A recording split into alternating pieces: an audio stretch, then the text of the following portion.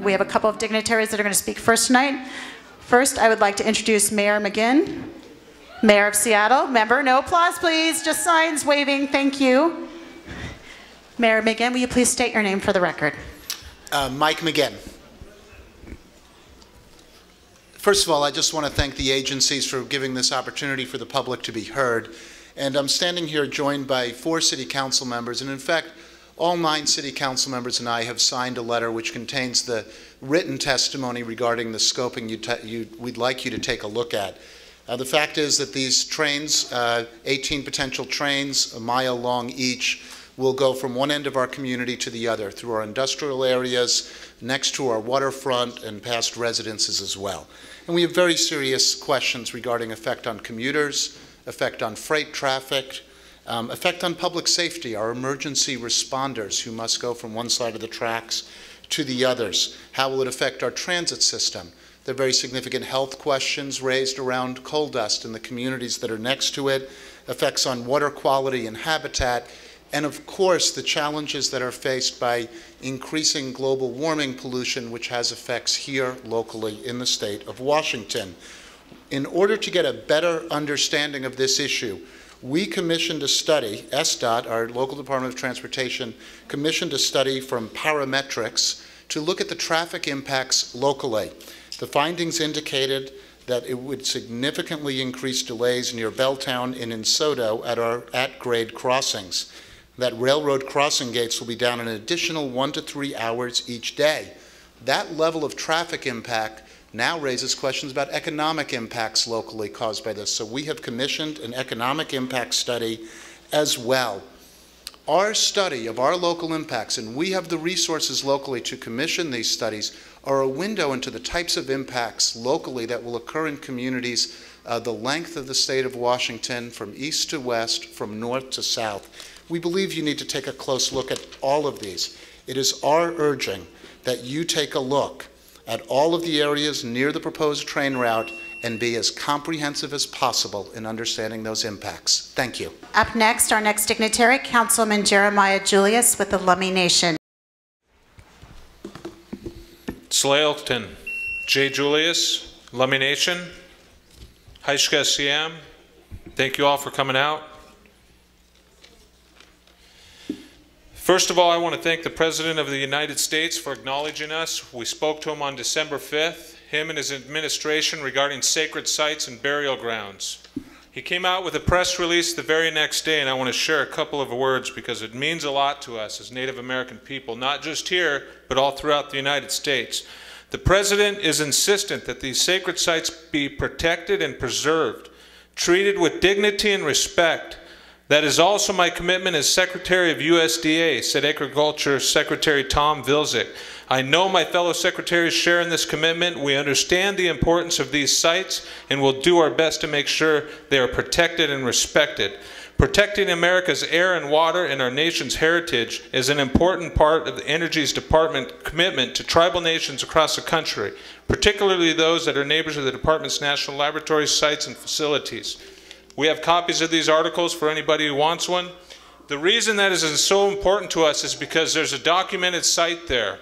45WH1, 45WH83, and 84. 45WH1 is the most studied site in Washington State, and it's been damaged today already.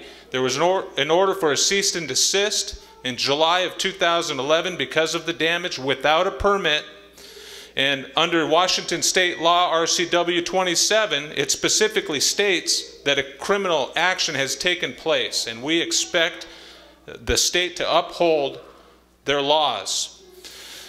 Also, 500 plus of our bodies were pulled out 13 years ago in Blaine, Washington. 13 years ago, so we demand again a soul study to be done on the impacts it's had on 5,000 plus members, the impacts of our ancestors uprooted, because this is a bigger cemetery. Washington State flags this as a cemetery. It is not okay with us, and to mitigate it with conveyor belts over the top of it is not acceptable either. Thank you. Our next dignitary, Chairman Mel Sheldon with the Tulalip Tribe. Good afternoon. My name is Mel Sheldon, Chairman of Tulalip Tribes. We are the successors of interest to the Snohomish, Snoqualmie, Skykomish, and other tribes and bands signatory to the Treaty of Point Elliott. Tulalip supports job creation. We are one of the largest employers in Snohomish County and contribute economic solvency in the Northwest. However, we do not support an industry such as this one that we believe will damage our natural and cultural resources or diminish existing jobs in our region. Tulalip will not tolerate impacts to the health of our tribal members and to our treaty reserve fishing, hunting, and gathering rights. These projects pose significant threats to our natural environment, including additional tanker traffic in the fragile waters of the Salish Sea, directly interfering with our treaty fishing areas, contamination of our waters, lands, and traditional foods, impact to air quality that not only affect my people, but everyone. Nor can we tolerate the impacts to our tribal and regional economies. 18 new trains a day, up to 1.5 miles long, equates to an additional wait of 2 to 3 hours daily at each main access point at Tulalip and Marysville. Need I say more how this will affect the economy? This cannot be allowed. Let me remind you, as chairman of Tulalip Tribes, each federal agency is responsible for fulfilling its trust responsibility to avoid putting our treaty rights at further risk. You, as Army Corps of Engineers, are our federal trustee in this process. And we ask that you not permit any project that significantly impacts our way of life and further erodes the exercise of our treaty rights. Tulalip says no to coal. Tulalip says hell no to coal. Thank you. Thank you. A reminder, please, to show your support with your signs and your hand waving, not your voices or applause. I'd like to call our last dignitary, please, Deborah Lakanoff with the Swinomish on behalf of Chairman Brian Clattersby. Please state your name for the record. Good afternoon. Deborah Lakanoff, representing the Swinomish Indian Tribal Community on behalf of Chairman Brian Clattersby. We send greetings from the mighty Skagit River. A fact today, one river produces all 6 species of wild salmon in their tributaries.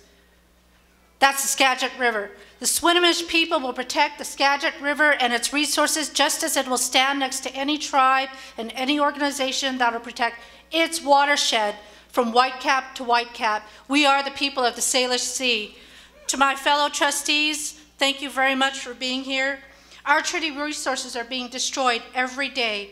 What will remain for our future for generations if we continue to sell our future for a mighty dollar? With this in mind, let me address our federal trustee with respect.